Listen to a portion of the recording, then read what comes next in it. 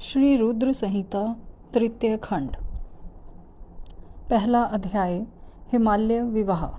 नारद जी ने पूछा, हे पितामह, अपने पिता दक्ष के यज्ञ में अपने शरीर का त्याग करने के बाद जगदम्बा सती देवी कैसे हिमालय के पुत्री के रूप में जन्मी?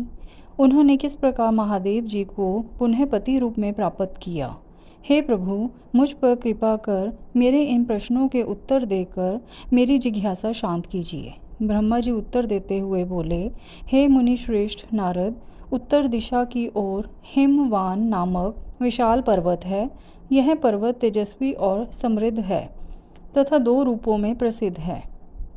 पहला स्थावर और दूसरा जंगम। उस पर्वत पर रत्नों की खान है। इस पर्वत के पूर्वी और पश्चिमी भाग समुद्र से लगे हुए हैं। हिमवान पर्वत पर अनेक प्रकार के जीव जंतु निर्भय होकर निवास करते हैं। हिम के विशाल भंडार पर्वत की शोभा बढ़ाते हैं। अनेक देवता, ऋषि मुनि और सिद्ध पुरुष उस पर्वत पर निवास करते हैं। हिमवान पर्वत पवित्र और पावन है। अनेक ज्ञानियों और साधु संतों की तपस्या इस स्थान पर सफल हुई है।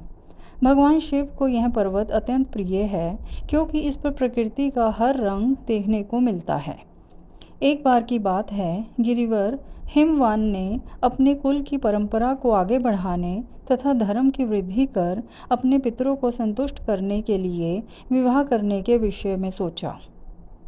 जब हिमवान ने विवाह करने का पूरा मन बना लिया, तब वे देवताओं के पास गए और उन देवताओं से बड़े संकोच के साथ अपने विवाह करने की इच्छा बताई। तब देवता प्रसन्न होकर अपने पितरों के पास गए और प्रणाम कर एक ओर खड़े हो गए। तब पितरों ने देवताओं के आने का कारण पूछा। इस पर देवताओं ने कहा, हे पितरों, आपकी सबसे बड़ी पुत्री मैना मंगल स्वरूपिणी है। आप मैना का विवाह गिरिराज हिमवान से कर दें। इस विवाह से सभी को लाभ होगा, सबका मंगल होगा तथा साथ ही हमारे कुल में जन्मी इन कन्याओं में से कम एक तो शाप मुक्त हो जाएगी। तब पितरों ने थोड़ा विचार करने के बाद इस विवाह की स्वीकृति प्रदान कर दी। पितरों ने प्रसन्नतापूर्वक बहुत बड़ा उत्सव रचाया और अपनी पुत्री मैना के साथ हिमवान का विवाह कर दिया। विवाह उत्सव में श्री हरि विष्णु सहित सभी देवी देवता सम्मिलित हुए थे। विवाहोपरांत सभी देवता प्रसन्नतापूर्वक अपने अपने लोक को चले गए। हिमवान भी मैना के साथ अपने लोक को प्रस्थान कर गए।